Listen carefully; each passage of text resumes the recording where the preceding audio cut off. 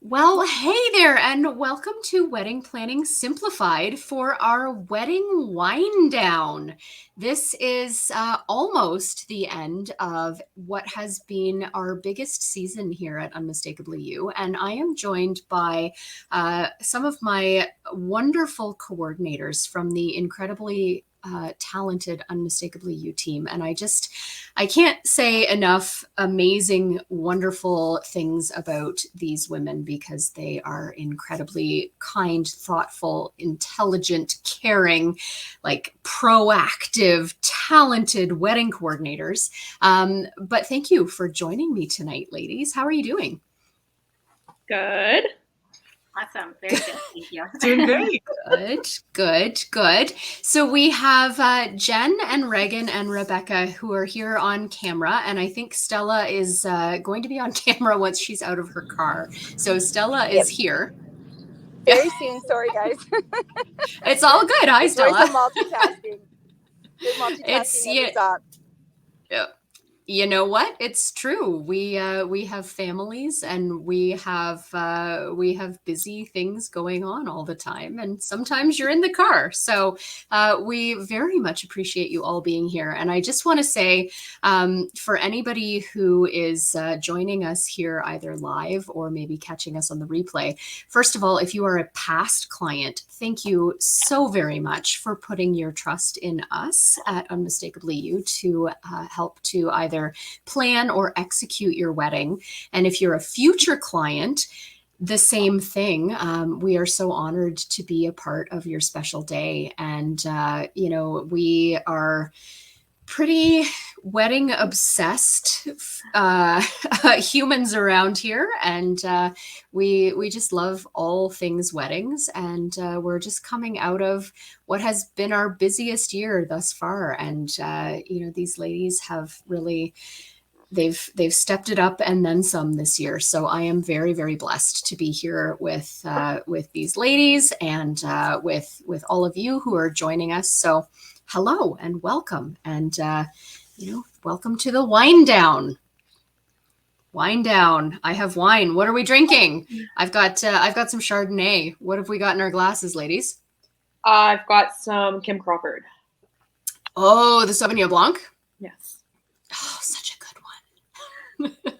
I am drinking red wine. It's Smoky Bay, and it's very good. Oh, that's a nice one. I like that one too. I'm the odd Rebecca, one. what are you working on? I didn't want to open a bottle of wine just for myself because I might drink the whole thing. So I've got some hot apple cider, one of my favorite fall drinks. Amazing. It's a good season for that. Oh, Emma is with us, but not with us. Let me add her in here. There we go. There's Emma. Hey, Emma, hi. how's it going? Good. How are you all? Sorry about that. It's all good. Welcome. I'm sorry I didn't notice you sitting down there not in the stream, but welcome. Thank you. Have you got a glass of something to join us with? Got some beer that I found in the fridge. Oh, so amazing. What kind of beer are we on tonight? It's a Back Paddle by Upper Thames Brewing. Oh, I haven't had that one. Yeah. Okay. Nice. Good. Nice. And Stella's in the car, so I'm pretty sure she's not drinking right now. But Water. Just water for right now. Water. There's a nice cold Corona waiting for me at home. Amazing. I love it. Awesome. So Rebecca just plugged into the chat. Feel free to say hello, share your stories.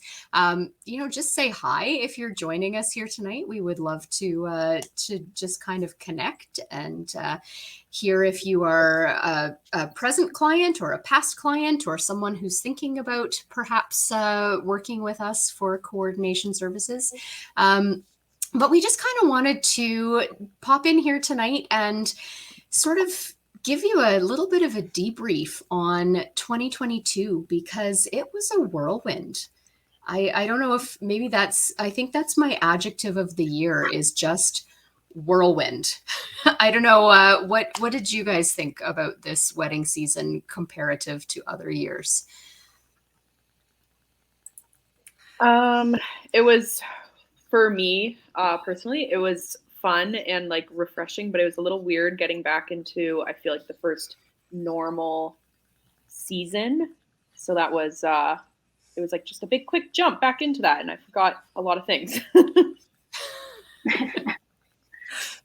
Yeah, definitely. It was a bit of a whirlwind, but a fun whirlwind. I would also say, I think the other word for the year, and unfortunately the word for the last few years, has been a lot of pivoting. There was a lot of little things that came up along the way that we really couldn't have anticipated, and a lot of things that we were trying to help our clients with, especially some of those that, as you said, had postponed from previous years because we had to pivot with everything that's been happening.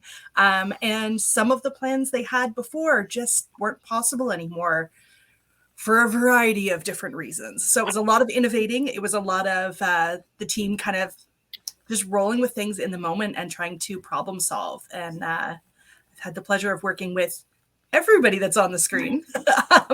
I've worked with all of you guys this year, and it was really cool to see the way everybody rolled with whatever came up and just handled the situations in a way that was just the highest service to our clients. It was awesome. Yeah, I agree. I feel like it was a whirlwind and very expect the unexpected type of thing. It's like you couldn't expect what was going to happen. My wedding season kind of started off a little bit rocky, and I just wanted to say, as Amy was saying, how amazing our team is. Just started off with a lot of support, and yeah, so it was definitely a whirlwind. Well, I think as like I was looking back over the spreadsheet where we track all of our events for the year, and I had high hopes of pulling together some really smart sounding statistics and some, like mathy kind of numbers. And then I have a 5-year-old who's still not sleeping. So that really didn't happen. But I think, in looking over the year, starting out at the beginning of our wedding season, which was supposed to have started in February, we had weddings that were scheduled, and we had restrictions where COVID was concerned that changed 3 days before one of our weddings in February. And I mean, Rebecca, as much as I hate that word pivot, that was kind of another one of the words of the year. Was we ended up having to pivot and change up the plans. And we had couples who postponed, and we had couples who re-envisioned things, and we had couples who moved to, different venues or different, kind of overall themes of their wedding or like structures of their wedding. So it was, you kind of tend to put those kinds of things out of your mind. But that was this year that we were still having all of those crazy restrictions and having to change up plans at the very last minute. And I mean, as Jenn mentioned, there's an awful lot of support in this team for both the team and our couples. And I really value that. And I know our couples do as well. But I did pull together a couple of numbers. So this year was our biggest year yet. We had 28 studio events. We had 63 off-site weddings. And I mean, typically that's about 30% more than we usually do. And I had these illusions of, like coming up with how many emails does that mean that the team sent? And how many hours does that mean that we spent? And it didn't happen, and I'm sorry. So, but like 63 offsite weddings, that's pretty incredible. So kudos to all of you for making that happen, and thank you to all of our couples for helping us or for letting us be part of your day. But I just got kind of thinking about highlights of the season, and I wondered if you wanted to share some of the highlights of the season, because it was a big season.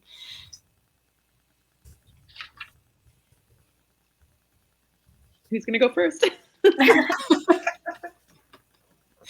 This is the awkward Zoom silence. Like, who's going to talk first? I will just kind of mention my highlight just to get going here. But I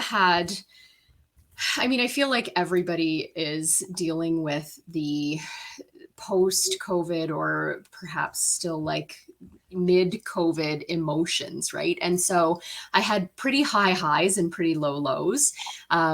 and I had a pretty low low that was actually followed just 2 weeks later by a very high high. And that it really kind of restored my joy in planning weddings. So the low was a wedding that I did where I felt as though I wasn't valued as a professional. The wedding party didn't ever learn my name. I ended up having to individually serve the water to 200 guests at their tables because the couple hadn't hired extra bartenders as I suggested. And I was actually also expected to scoop up the dog poop from the 4 dogs that were running around. And it was one of those experiences where I thought, okay, like, I will get through this. I will provide the best service I can to my clients. But I was really quite dejected after that. And I felt like, why am I doing this?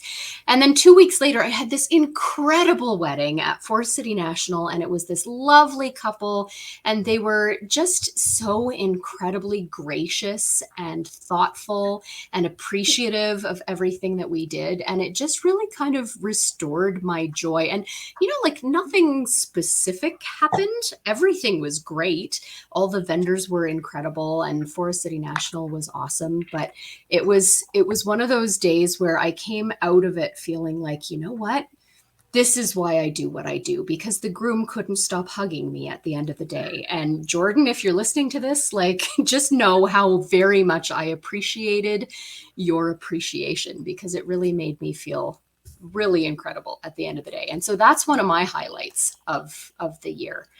So if anybody else has something to share, I'm going to stop talking. Probably a highlight for me was that every wedding that I did with the team this year, I ran into at least one person that I haven't seen in 5 or more years that I didn't know was going to be there. So there was some really fun moments with that where, just seeing someone you didn't expect to be there that was part of the day that was like, wow, you're doing this. This is so great. You're amazing. Thank you for everything you're doing to help. And to see some old friends that it's like, how do you know the bride and groom? Oh, I grew up across the road from the groom. Gosh, well, I never knew that. One of my highlights from this year was one of the weddings I did. Past clients were there as well. And so I got to see them and it was amazing. So just chatting with them and just everyone just seemed really happy. And a lot of the weddings I did this year, everyone was just so kind and not that they're not all, but just really supportive. And yeah, it was really nice. That's always one of my favorite things is sometimes we get into this kind of like circle of friends where we do all of their weddings. And so you go to couple A's wedding and couple B, C, and D are there. And then, you just kind of rotate through. It's always such an incredible experience to see them kind of move along their journey for those first couple of years. It was awesome. And they were starting a family. We could talk about that. Like it was really exciting to see them.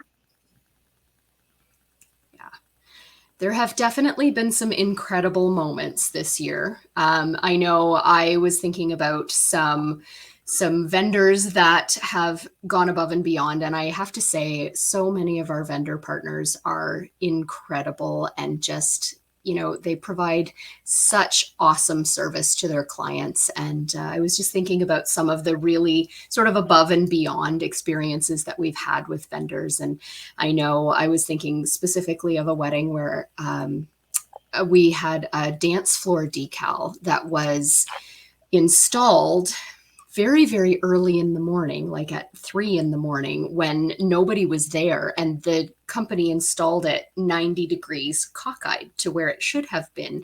And so we got there and we looked at it and we went, oh no, this is oriented the wrong way. And I ended up calling in kind of a favor from a friend who also owns a business. And so big shout out to Ashley from A&V Creations who recut the decal for the dance floor. And we ended up peeling up the decal during the cocktail hour and reapplying it oriented 90 degrees. And so it was perfectly situated for the reception. And, I was just thinking about how incredible that was, that it was actually a Sunday of a long weekend. And so Ashley was willing to just kind of jump in and save the day. And then Rob from Music Central was involved in that wedding as well. So shout out to Rob, because he helped me get all of the vinyl down and get everything done on time. And I just was thinking about how incredible that experience was as an example of, like the things that happen every weekend where vendors go above and beyond and just really provide great service to their clients. And we're so privileged to be able to experience that. So I know some of you had some awesome experiences this year as well. I can't think of any off the top of my head right now.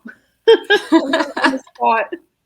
I was going to say, I know there was one that it wasn't a wedding I was working personally, but I had heard from one of you guys about one of our florists that came to drop off. And when they were dropping off the flowers and the boutonnieres and all of that, the wedding party discovered they actually had ordered one too few boutonnieres. And this amazing florist actually had extras with her and whipped up an extra boutonniere on the spot at drop off. So I definitely think that deserves a little shout out for our friend Rosemary at Time for Flowers, who rocked that. And I know Rosemary has bailed me out on numerous occasions. She always has extras with her. So Rosemary, if you're listening, thank you so very much for how much you care about your clients. I actually had an experience this year as well where the couple had, the reality is that everybody has budget constraints and you need to make certain perhaps compromises as you go. And so this couple had actually had to compromise on flowers, but they had prioritized flowers fairly high. So it was this like, we don't have the money, but we want beautiful flowers, but we just can't afford it. And as the flowers arrived, they weren't quite what they had expected. And so we were able to source out a florist who was able to sort of remake the bouquets and really sort of went above and beyond and made the bouquets exactly what the bride wanted. And the original florist, provided the service that they had contracted, but it wasn't really quite what the bride had wanted. So, we had a florist who was not at all involved with the wedding, who stepped up and really saved the day. And so shout out to them in Ingersoll. You know who you are if you're listening.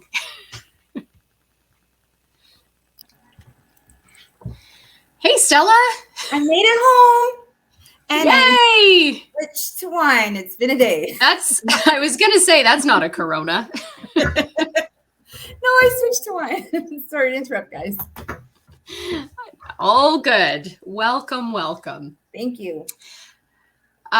So I know that, we could probably go on and on about the little things and the big things that our vendors do to help out our clients. But I think we all probably have some really valuable kind of tips and tricks that we could share through stories that we've experienced of things this season. I know that some things we kind of tend to see every weekend where, like the bridesmaid has a blister or somebody's hook and eye pops off of their dress. And those are the kind of standard things. But this year, I think we've experienced some things that maybe we couldn't have predicted or we've never seen before. And I think probably people watching could learn from some of the experiences. Anybody have anything you want to share that was kind of interesting or unexpected?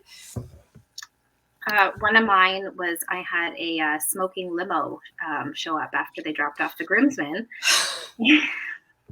And that limo was supposed to turn around and go pick up the bride. So we did not have enough time to get a new limo out. So we had to quickly call Ubers. And everyone just had to get in the Uber and not worry about the smoking limo and get to the ceremony. And that was one of those things where it was like, expect the unexpected, because I did not expect my limo to show up with a smoking hood. I think we had a couple of limo issues this year. I know that I ended up shuttling some wedding party people in. like my very sexy 2010 Honda Fit. It is not at all what you envision driving around in on your wedding day, but we had a few limo issues this year. So I think maybe the lesson there is, limos unfortunately are kind of few and far between these days. A few companies unfortunately didn't make it through COVID, but I think that you want to make sure that you are paying for the best limo that you can possibly afford, because oftentimes the service that you're paying for is going to be kind of what you get. It's one of those you get what you pay for kind of things. Yeah. But we made it work. And that's what we do. We make it work.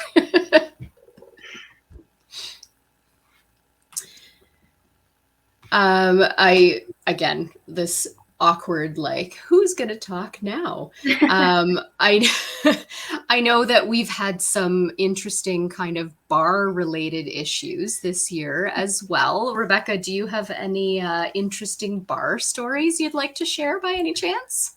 Sure. We definitely had one really interesting bar story. We had a few more minor ones, and it's just, there's always moments where you underestimate how much ice you're going to need, or you run out of a type of alcohol earlier, because we're thinking about it in terms of what we would see at a normal gathering at a house, not with that many people for that long a period of time outdoors. But one of the most interesting ones this summer, we had a bit of a rowdy crowd. They were great. They were fun, but they definitely were interested in the bar. And when the bar closed down for dinner, there was wine service coming around to the tables, no problem. But we had some guests that were enjoying the wine a little too much, and they had to be cut off, which then caused problems because we had tables that were no longer being served. We're more than halfway through dinner. So the bar is going to be opening not too long from now. It's not that big a deal, but they start to actually follow the servers around.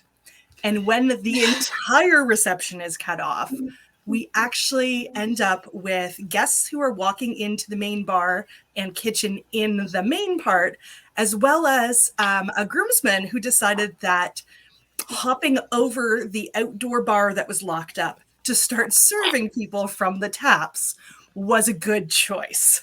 So definitely put on a little bit of a different hat that night. And we made sure that everybody at the venue knew what was going on, and that they knew that we were there to support them however we could.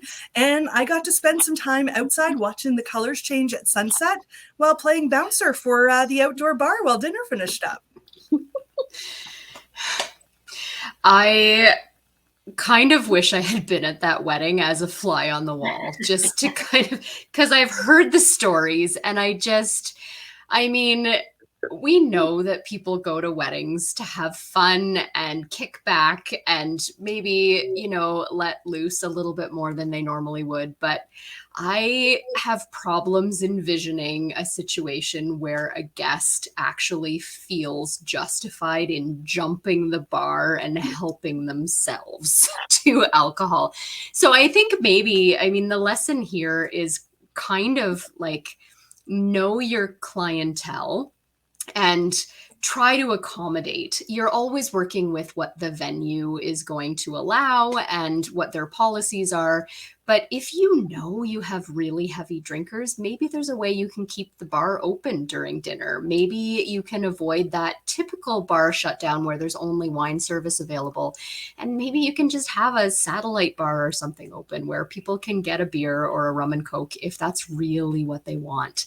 I always think about a wedding. It was years ago, so it's definitely not relative to this year. But I had a wedding years ago where the guests were so upset that the bar was going to be closed during dinner that they literally revolted during cocktail hour. And the bride's dad ended up caving and opening the bar for dinner. And there were tables that had full, like 2 4s of beer empty on the table after dinner because they were just such heavy drinkers. And so, knowing your guests and trying to plan accordingly and not trying to fit them into the conventions of your standard, like we're going to close the bar for dinner and we're going to reopen it after speeches.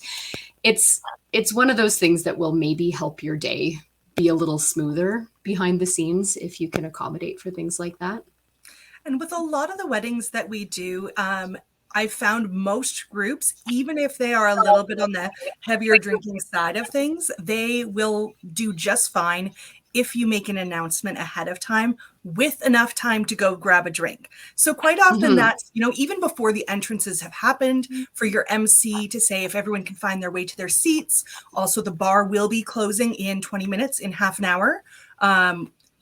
In some time frame that gives people a chance to go. And if you would like something other than wine, head on over to the bar and grab a drink to get you through dinner, and we'll reopen again after speeches. If they have the heads up, most of the time it's just fine.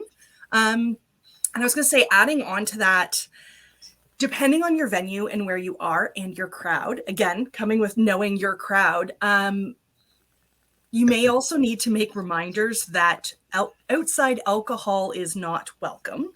I know there was an issue with that at one of my weddings this year, where when the bar was closed, people went and started bringing in drinks from their cars that were things that are not even served at the venue. Yeah, the bar is always a bit of a guessing game. So trying to kind of know your crowd and accommodate accordingly is something that's worthwhile putting some planning into. I know also, Rebecca, you dealt with, and I'm sure we all this year dealt with, the ice run and the post cocktail reception white wine run because we're out, and everybody's drinking gin, so we got to go get more gin. Ultimately, it's kind of impossible to really predict what people are going to drink. So if you're at a venue that doesn't provide the full bar services, I mean, not to toot our own horns, but like I'm tooting our own horns, try to have a coordinator there or somebody there who can accommodate for those situations where you're out of gin and somebody needs to make an LCBO run. Or what happens if you run out of ice at the end of cocktail hour? Who's going to deal with that? Are you going to send your mom out for more ice? No, you're going to send your coordinator out for more ice. So the bar is always a bit of a challenge. I know we also had some issues with like setup timing and chairs set up. And Stella, you had an issue with chairs and guests not wanting to sit, and it's hot and it's sunny and they don't want to sit in the full sun for the ceremony. And yeah, that was quite the challenge. I think the ceremony was pushed back about 15 minutes just from trying to figure out if there was enough chairs. And then the venue brought more chairs. They were really prompt about it. And we were doing our best to distract the bride and the groom so they didn't know anything was going on because the show must go on. And then chairs arrived and the guests still didn't want to sit down because it was too hot and it was sunny. And so it was kind of like, all right, if you're going to stand there, just move over to the side because it's not your show, it's the bride's show. Please and thank you. Yeah. Now, I will admit, I was looking at some of the little notes we made on things that happened this year. And Amy, I've got to ask you, what was this about a bouncy castle? Oh, well, maybe just before we go to the bouncy castle, I just wanted to say, to Stella's point, if you are getting married outdoors, maybe it's private property, maybe it's a barn wedding or something, do definitely give some thought to guest comfort if you are likely to be getting married in the heat of the sun. I mean, it's one of those things that I've seen time and time again over the years where guests don't want to sit down because there's absolutely no shade for the ceremony. So if you can find a beautiful tree to have your ceremony under, or maybe you put up some umbrellas, or just accommodate for even like paper parasols or something for shade for guests. Thinking about guest comfort during the ceremony is something you don't want to forget about, because I know that we've all probably experienced that. I was just going to say something to that, Amy. Yeah. I actually had like my 2 scariest moments this year because of the heat and the sun. I had one was a wedding. There was a bridesmaid, and they were up during ceremony, and mid-ceremony I could see kind of some of the bridesmaids hovering over one of them. Mm-hmm. And they were kind of like, come here, asking me to come here. And she started to feel really faint. And, so we were lucky we could get her a cold cloth and some orange juice, and she started to feel better. And then another wedding I did, we were out on the beach, and again, it was hot, it was sunny, and someone ended up passing out, blacking out, like right on the beach. Mm-hmm. And super scary. Thankfully, she was okay as well. And, there was a couple of doctors on site, but it was just one of those things. I just haven't experienced, that part of that. And it was, that's the big thing, is to always have ice on hand as much as you can, have as much water as you can, have as much grab and go water stations that you can, because you can never have enough water. And don't count on the caterer to bring the water. Always have backup water. Yeah, that is definitely one thing that we always try to cover with our day of clients when we're talking over the itinerary, is like, who is bringing the, okay, I never will know how to say this word. Potable, drinkable, potable. Okay. Who's bringing the potable water? Because sometimes you're out in the middle of a field and it's hot and sunny, and like, we know that it's a wedding day and the wedding party's having fun and they're drinking mimosas and they're drinking beer when they're getting ready.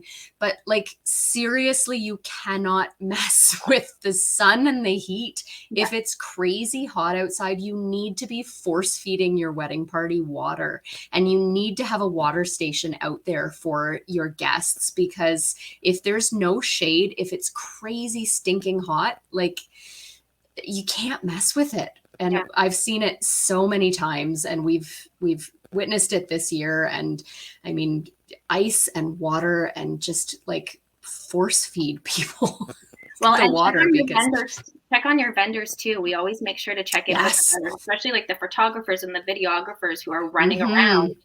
They oftentimes don't stop and have time to drink water. So when we're on site, we always make sure that we bring water to the wedding party when they're at photos, and we also bring, the vendors water. So it's always really important to check on them too, because they need it. Yeah, and absolutely. Obviously, water is the biggest priority, but especially when you were saying about force feeding our wedding parties water beforehand. Also, I had it with a few different bridal parties this year that we had a few people that were starting to feel a little faint, feel a little weak. Mm-hmm. And when we asked, what'd you eat so far today? Yeah. Nothing. I don't normally eat lunch. Please, please, please force feed those bridal parties, those wedding parties, and of course yourself, bride and grooms. It is a long day, and especially on a hot day, just having that little bit of food in your system will make a huge difference to being able to enjoy your day. Yeah, I agree. Yeah. And that's one of the things that, again, we always touch base on when we do our itinerary meetings, and we ask, like, how are we feeding the wedding party as they're getting ready? Hair and makeup is a busy time, or, maybe like there's part of the wedding party that's setting up chairs for the ceremony, but we always want to make sure that they eat, because it's a long day. It's often a hot day, and food is so important. So we are more than happy always to pick up sub platters or wrap trays, or, whatever it is. But, yeah. So Rebecca, you were asking me about the bouncy castle story. So we have had, like I said, it's been an interesting year. It's been a year like none other that I've experienced. And part of that is because we've had couples who've postponed for 1 or 2 or 2.5 years in some cases. And so they've had more time to think about crazy things that they want to do. And so I had a wedding. It was one of my first ones way back in May, and it had been postponed twice. It had been postponed from May 2020 to May 2021 to May 2022. And they finally got married. So congratulations to Sophia and Andrew. They finally finally are married, and they're doing great, and I'm so happy for them. And they know that I will say they had a crazy wedding. So we're going to talk. We're in December, we're talking about decor. So we're talking about kind of distinctive decor touches. And I'm going to touch on a lot of things that Sophia and Andrew did at their wedding, because it was very distinctive in terms of the aesthetic. But one of the things that they wanted to do was to have a bouncy castle at their wedding. And this was like way back. We were planning their wedding in 2018 for 2020. And so I had communicated with the hotel and with the bouncy castle company, and like, how high is the ceiling and how high is the bouncy castle and all the things. And it was going to be fine. And then 2 years went by of COVID, and the bouncy castle company sold to somebody else. And then they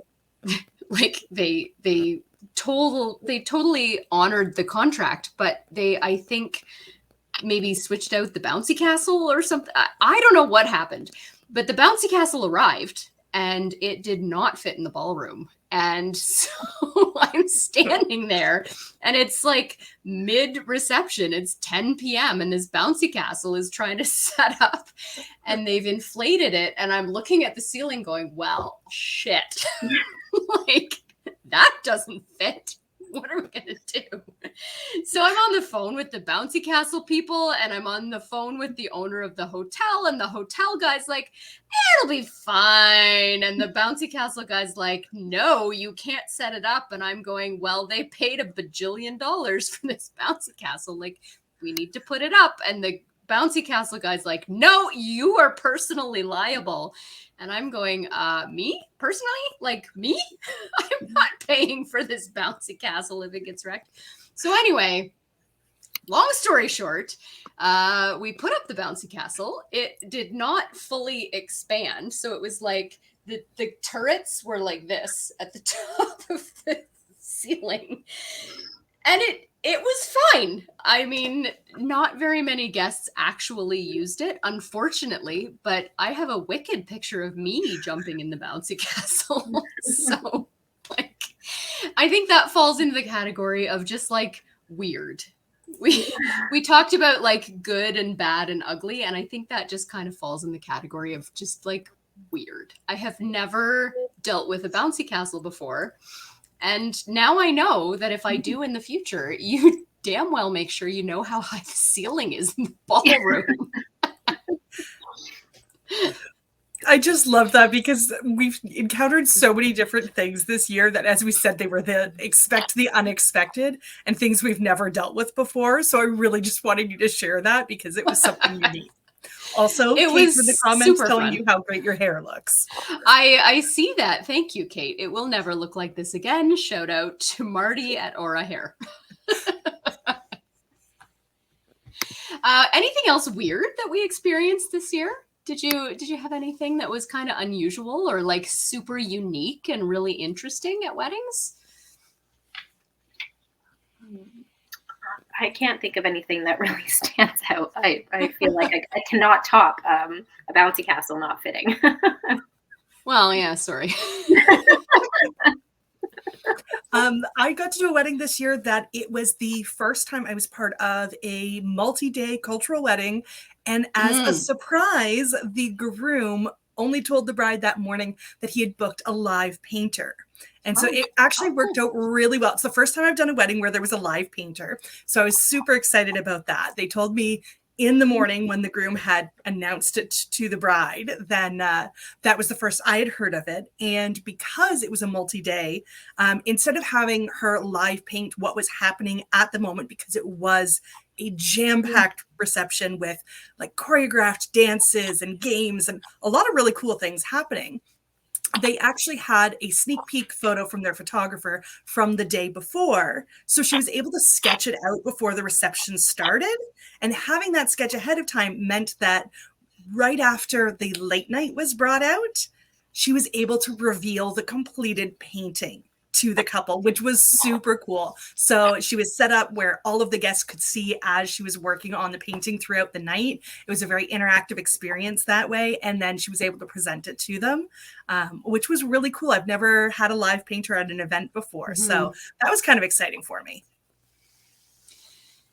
Yeah, that's definitely a very cool thing that I've noticed through 2020. Like we did 9 weddings in 2020 and then a few more in 21 and then like a bajillion this year. But I think couples are focusing a lot more on the experiences for the guests and maybe a little bit less on like, well, we are supposed to do this and then we do this and then we do this. And like the traditions are in some cases kind of going by the wayside, and it's a little bit more about the experiences for the guests, which is very cool. The live painter thing is something that I kind of wish had been a thing when I got married, because it definitely really wasn't. Cool. Yeah. I feel like the other thing. Oh, sorry. Nope, go. I was going to say, I feel like it was kind of like the year of surprising each other. I had 2 weddings, one where the groom surprised the bride with a cotton candy machine. She loves cotton candy. So he set it all out beforehand, and they showed up after dinner, and she was super excited and very surprised by that. And love that. Yeah. And then another one, the bride had videos, cameo videos done from all his like favorite celebrities. And so, yeah, so that was really cool. So it was neat. There was, I think, 6 people, and we did that, and everyone was crying and laughing, and it was pretty cool. Yeah, that's incredible.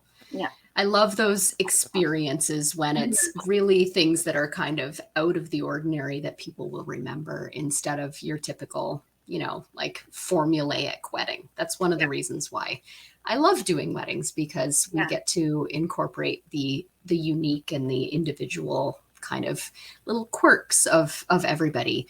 I had a wedding this year. Actually, it was the Bouncy Castle wedding, where the couple decided that they wanted to have their wedding party carry cats down the aisle instead of bouquets. So like those little unique, fun, like individual touches that like, who else does that? Well, we do that. Were they real? No, stuffed cats. But what did you do? No. You had me all excited. I've seen all the photos of different shoots where they've actually had like rescue puppies being carried down the aisle instead of bouquets. And I love the idea. I'm a little questioning some of the logistics there, but you had me going for a minute. I thought we were talking real cats. No, sorry. Stuffed cats. But I do have to give a shout out again to, in terms of like vendors who are incredible. I've worked a number of times this year with Ash from Black Dog and Company. And I know, so like I have a black little heart and I'm not an animal person, and I'm sorry, like crucify me in the comments. I'm totally cool with that. But I'm not an animal person, but I know that so many of our couples have fur babies who are so, so important to them. And we've had a lot of couples, or at least I have this year, had a lot of couples who have incorporated their dogs into their day, whether it's just at the ceremony or whether it's the whole day or whether it's just for photos beforehand. And one of the vendors that we work with who helps to facilitate that is Ash from Black Dog and Company. And she is just incredible.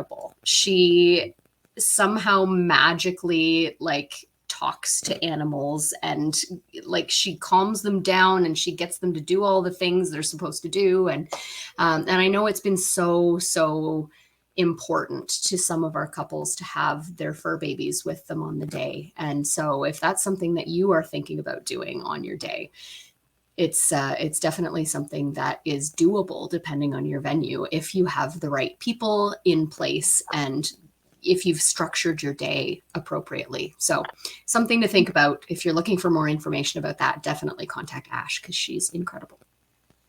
I would love to see someone go down the aisle with a real cat. I feel like cats are maybe a little more unpredictable than dogs. Well, they're just not as well. You'll have to like put them in one of those little cat backpacks. Yeah. Yeah. So I think that in terms of things that have gone well, we've talked a lot about some awesome vendors we've worked with and some things that we've really enjoyed doing. We've mentioned a couple of things that were a little bit dicey on wedding days. But I think in terms of helping people to sort of know what to expect, there are a few things that we've experienced a lot this year that are just kind of beneficial to put on people's radar in terms of what to think about when you're planning your day. I know one of the things that I experienced was a beautiful wedding. It was incredible. It was at a lovely venue called Cranberry Creek. And it's a very sort of DIY venue where you get the space and then you get to do whatever you want with it. And our couple, Jenna and Nate, if you're listening, hi, Jenna. Hi, Nate. Congratulations. Beautiful wedding.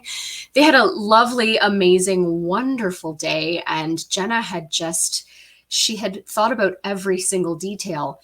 And what I didn't think about on the day was the logistics of like, how do I get all of the totes of decor from A to B? Because they had them at the B&B where they were staying, which was on site, but it was just like physically distant from the actual location where it was being set up. And so I know that was one thing that I didn't really account for, was just like the schlepping time to get 15 totes of decor from here on the property to there on the property. But it was like not drivable. You had to walk it. And it was, I got my steps in that day. But that's logistically something to kind of put on people's radar if you're thinking about one of those DIY venues where you get to bring in your own decor and do all of your own setup. Definitely worth thinking about the time that it's going to take to get things from A to B. So I don't know if any of you experienced something similar this year. Well, that can be, like you're talking about, a situation where it was moving the decor. And often it can be moving decor, even something like an arch, but often also chairs, if they're being moved from the ceremony to the reception. If those are not directly beside each other, you need to have a plan for that. Whether it's friends that are helping out, you're asking every guest to take a chair with them, to have a plan and to have some time in the schedule that allows for that so that they can get moved over to where they need to be. Also, even if it's not a DIY venue, that's going to be something you want to talk to your vendors about. The layout, if it's a venue they don't work at typically. I know Amy and I did a wedding together at a beautiful event at a relatively new venue outside of town. And there was a bit of a miscommunication with the caterer in terms of where they were going to be located versus where the reception was. And so when our caterer showed up, their area for preparing food was going to be a lot further from where the reception was happening than they anticipated. And so suddenly that became a timing concern. With just the extra time, servers were going to need to go back and forth to that location. Would food stay warm? Would it be fresh enough? All the things like that. So definitely making sure that you touch base with those vendors to ask them as well. They will know how much time they realistically need based on the way that things are laid out at the venue you're looking at, and collaborate with them on that so that it can be the best possible experience. They want to serve you, they want to help, but they want to also have realistic expectations so that everybody can be happy on the day of. The other thing I was going to say to that too, the thing you want to think of is when you're on a property wedding, if you're having a tent wedding and you're having your caterer in a separate spot, whether it be a barn shed that you converted over or a separate tent, if it rains, you want to think about them having to walk from where they are preparing to your tent and what that's going to look like.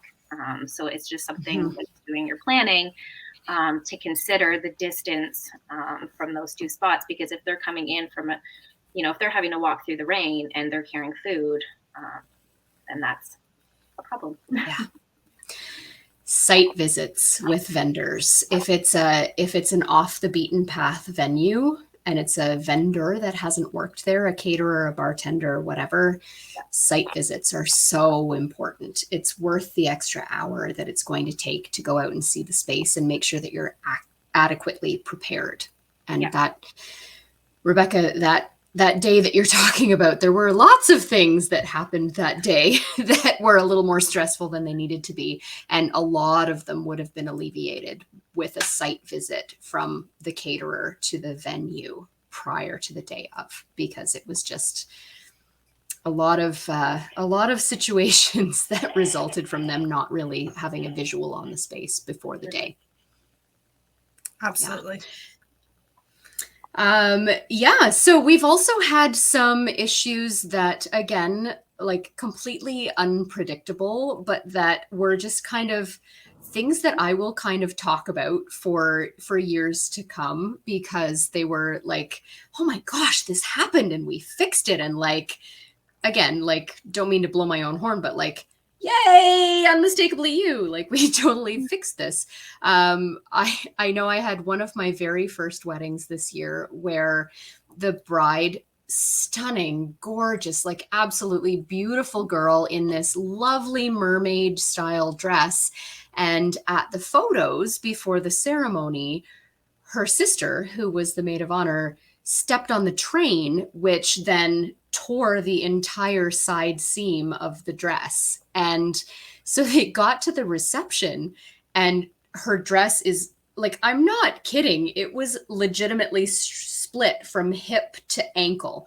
And so those things that, like, we all have sewing kits in our emergency bags, but like, it's a needle and thread. It's not going to deal with 3 feet of ripped seam. So thank goodness I was close enough to my house that I literally got in my car and I drove home and I grabbed my sewing machine and my bathrobe because I knew she was going to have to take the dress off. And so I brought her the bathrobe and I was like, okay, strip, put on the bathrobe. So she's wearing my like teal satin bathrobe, which actually I forgot at the venue and I need to go get it. It's at the Ukrainian Center. So I'm missing a bathrobe. But anyway, so she's wearing my bathrobe and I'm sitting there with my sewing machine, and I just, thank goodness I can sew a straight seam. That's about the extent of my sewing abilities. But sewed the dress and got it looking back to normal and put her back into it. And I was just like, okay, this is like one of those things that we try to be prepared for everything, but you just can't possibly, like, you can't put everything in your car. Like, I can't put my sewing machine in my car every weekend, but thank goodness it worked out that we were close enough, and we got her dress put back together, and everything was good. But I'm so glad you brought this up, because I was with you on that wedding, and it was in my notes of when you asked about highlights, and I didn't want to say it at the start. One of my highlights from my wedding was watching Amy sew a wedding dress with her sewing machine, because I knew you were going to talk about this when I saw the notes after that it was put in there. So I was like, oh, wait. But it was, I said to Amy, I'm like, I hope you don't expect me to go home and get my sewing machine, because I don't have one. God, no. I will not be able to do this if this happens. I will be calling you and saying, Amy. Well, it's one of those things that, like, we try our darndest to solve all the problems, but sometimes, like, there's just a problem that you can't physically solve. And I was just so thankful that we were literally 5 minutes from my house and I could go home and get my sewing machine. And, like, I have to give a shout out to my stepmother, because despite the fact that I really cannot sew, she is the reason that I can at least sew a straight seam, and I can at least, you know, like put a bride's gown back together. So thanks, Regan, for that. But other than that, you know, like, you ask me to do anything else sewing wise and I'm useless, but that one was okay. I know we've had some pretty special, kind of thoughtful, meaningful, tearjerker kind of moments. I have a lot of tearjerker moments because I'm a crybaby. But Rebecca, you were talking a little bit about some kind of like interpersonal stuff that happened at weddings that was really kind of meaningful that you maybe wanted to highlight. Yeah, there were a lot of special moments. like Amy, I'm a very emotional person, so I may get choked up while saying this. I apologize in advance. One of the weddings that I did, the bride's dad had passed away. And so she had planned to do the father-daughter dance with her mom. And they originally wanted to have a projector with photos, and that fell through. They weren't able to make it work. So she was sad that wasn't going to happen. She was nervous about, she's like, I know I'm going to get emotional. And she was going to do this dance with her mom. And then, so she did go up. They had the song picked out. It was a favorite song with her dad. She went up and started dancing with her mom. And then partway through, probably 30, 45 seconds into it, they're both hugging each other, crying while they're dancing. Someone walks up and taps her on the shoulder.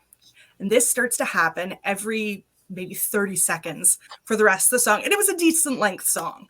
So we're seeing one person after another, and we're hearing from the table next to us, that's Dad's brother. That's the uncle so-and-so. That's the godfather. That's the brother.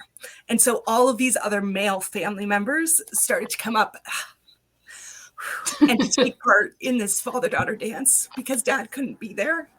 And then they ended it with the last one to go up was her new husband. And they finished the song together. Those are the moments that, like, I haven't made it through a father-daughter dance since my dad passed. And I just think about my husband dancing with my daughter. And that's part of the reason why our team is so special, because we have all of these real life connections where we get it and we understand. We have we understand if maybe your dad isn't there or whatever it is. And so we are all over trying to make that as special as possible. And that's a tearjerker. That gets me as well. Yeah. Okay, sorry, brought that one down. Somebody say something happy. Okay, can I tell my 10 drink? people story? Take a drink. I was just going to say, shout out to Rebecca for telling the story, because I did that wedding with Rebecca, and like I'm listening to her and I'm like, don't cry. It's not your story. Don't cry. So shout out to Rebecca for telling the story. Well, thank you. And thank you for not making me be alone and crying when it was happening. We definitely stood together, just quietly wiping tears. Yeah. I appreciated that I wasn't alone on that. No, definitely not. No. All right. So to flip things around, can I tell my tent people story? Yes, tell your tent people, because I love this story. I love this story too. This was such a fun wedding. Again, this is on a country property. It is a venue, not a private property, but still a country property. It is an active farm. And so we were going to be having the reception in the big barn. And the way this property is set up, next to it, there is kind of an open space. And that's where the ceremony was happening. And that's where, when they originally did the site visit, they thought, oh, the tent's going to go there for the reception as well. And there was not enough space for both. So the tent has to get moved. They don't want to put it kind of off around the side of the barn, but only about half the guests are going to be able to fit, because there are still restrictions in place for a seated dinner, for how many people can be indoors, all of that kind of stuff. So about half their guests are going to be out in this tent. And it ends up getting put essentially the next field over. It's not a huge long walk, but it's far enough that nobody in the tent can see anything that's happening in the barn. Shout out to the DJ that day, who didn't know this was the situation when they showed up, and we kind of ambushed and went, so here's the situation. And he was able to call an associate, get some extra speakers brought out so that we could have a sound system going in the tent as well. Mm-hmm. But shout out to the guests at this, because the guests that were put out in this tent, jokingly at some point, we referred to them as the tent people, just because we were trying to differentiate which group we were talking about. And one of them overheard us. We were worried someone would take offense to being the tent people. Nope, these guys ran with it and had so much fun. All night long, they were the tent people. And of course, when the dancing started, the restrictions at that time, they were able to come in once the seated dinner was done and all of that stuff. And these guys, they asked for their own entrance song, because they were going to be announced into the reception after dinner. They coordinated together for what song, because they're like, can we have a song? If we're getting announced, can we have a song? Sure. And this was the entertaining one, because this was their hockey family. And actually included somebody that all of us might recognize from some previous Olympics. And this hockey family decided, okay, we're going to do this up. They picked out a song. They spent some time ahead of time choreographing a dance move for coming in so that they would all have a dance, which ended up turning into a conga line around the entire reception. And as part of the decor, it had been beautiful setup on the tables. There was a single rose sitting at each spot. So you can bet about half the tent people came in with it across their teeth, tango style, while they did this conga line around the reception. And it was just taking a situation that people could have been upset. It could have been awkward to have everybody separated by a bit of distance. That was a few minutes going back and forth. But our DJ was great. He made sure that they were well taken care of. We had a second bar that got set up out there, and we made sure that they got everything they needed. I was doing that wedding with Jack, and Jack and I made sure that we were checking in regularly on them. And they took this idea and went, how can we just make this a fun part of the day? And it was pretty amazing. I think that's something that a lot of guests need to be commended for this year, was like, we had all of the things in like 2020 and 21 and 22, but it was like, you never know what the restrictions are going to be, and you never know. And people some of them don't feel safe, but they want to come out and celebrate. And some of them are like, yeah, let's party. And then like the government changes the restrictions on the Thursday, and then the wedding's on the Saturday. Like, I think a lot of our couples, absolutely, but our guests as well, need to be commended for just like rolling with the punches, because it was a very unprecedented year in terms of the things that happened. And I think, Rebecca, that venue that you're talking about was actually the site of another wedding that was that Jacqueline was involved with in terms of being family. Yes. And that was one where we had a situation where I was at Apple Land with my daughter. I was hanging out with my kid, like picking apples, and all of a sudden my phone rings, and it's Jacqueline, who, like, shout out to Jacqueline for being an integral part of our team. And she's not with us right now. She's moved to Ottawa, and she's taken on the next challenge in her life. But she was incredible all year with our weddings, and she had a family wedding, and I was at Apple Land, and she called me and she's like, so I need some officiant phone numbers because our officiant hasn't shown up. And so this was another example of why it's great to have a professional on board, because the officiant, who for all intents and purposes seemed like a certified and qualified and like competent officiant, just didn't show up. And so I passed on a couple of phone numbers, and we got Jody from Something New Officiant to pop in literally with no notice whatsoever. It was like, hey, Jody, are you free? And she's like, yep, I'm getting in the car. So shout out to Jody for saving the day on that one. But again, tooting horns, like, we want to make sure that we have people on board on wedding days who have contacts, who can kind of fill in if something happens to a vendor who's booked for whatever reason, whether it's, double booking or, blowing a tire or whatever it is. But well, and that's one thing I love, is that we as a team have so much both experience, but so many connections with other vendors in our area, that on a wedding day, it's like, yeah, we are there from Unmistakably You, and maybe someone's here from this company and that company, and everybody's from different companies. But on the day of, we get to work with a lot of amazing vendors that we all put that aside. And it's like, nope, today we are all team bride and groom, or bride and bride, groom and groom. We are a team wedding couple. And even if it's outside of what I would normally do as part of my job, or what you might do as part of your job, or the photographer or whoever, we're going to work together to just make this the best possible day for our couple, because that's what it's about. It's not about us.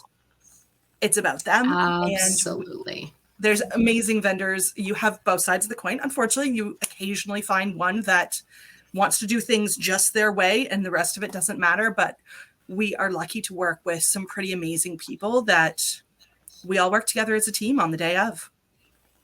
Yeah, absolutely. And I think actually that's a pretty great place to leave it, actually. I am completely blessed, and I recognize that daily, to work with such incredible people on our Unmistakably You team. I mean, you are all such caring and thoughtful and kind and incredibly knowledgeable and just kind of like all-encompassing, wonderful coordinators. And then we have an incredible vendor team as well. So shout out to all of the vendors that we worked with in 2022 and in years past and in years to come. We are blessed to work with such incredible people who really, truly care about your wedding and making your day the best that it possibly can be. So thank you to all of you. And to all of my team here, thanks for joining me tonight. Thank you for kind of sharing some of the good, the bad, and the ugly of this year. And if you're tuning in right now, we invite you to continue to tune in on Wednesday nights at 8 o'clock. We come to you live every week with some kind of a topic that hopefully is relevant and useful. We are always open to ideas and questions and thoughts, and we want to be helpful to you. So if you have any kind of questions or stresses or things that are worrying you in your wedding planning, don't hesitate to reach out and ask how we can help or what our advice is. We are intending in December to talk about distinctive decor. I am a sucker for a good alliteration. So December is distinctive decor December. And so we're going to talk about kind of creative ways that you can tackle some of your standard wedding items, the things that you need to have, table numbers, how can you make them unique, and that sort of thing. So we're going to be coming to you in December every Wednesday night at 8 o'clock talking about that. And we're also bringing you a very exciting contest in December. So it launches tomorrow. How the heck is it December already? But whatever. So tomorrow is December 1st, and we are launching a pretty exciting daily contest. So you're going to need to tune in every day to get an entry into our competition for a pretty exciting prize. So join us. Everybody, thank you so much for being here tonight. Anybody have any parting shots or final thoughts? No, thank you so much for this. This was great. I appreciate you all so much. And I don't know about you, my glass is empty. I might need a refill. But mine's almost there. Yeah, there we go. I was just being shy in front of the camera. Oh, Stella. Chug, chug, chug. Cheers to that. Cheers to a great season, guys. Yeah, cheers. Yeah, guys. Always a pleasure been working awesome with you. Yeah. So looking forward to a really exciting 2023, and wouldn't want to do this with anybody else. So thanks to the team. Thanks to you for tuning in, and we will see you next week where we're talking about decor. Have a great night, everybody. Take care. Thank you. Bye. Bye. Bye.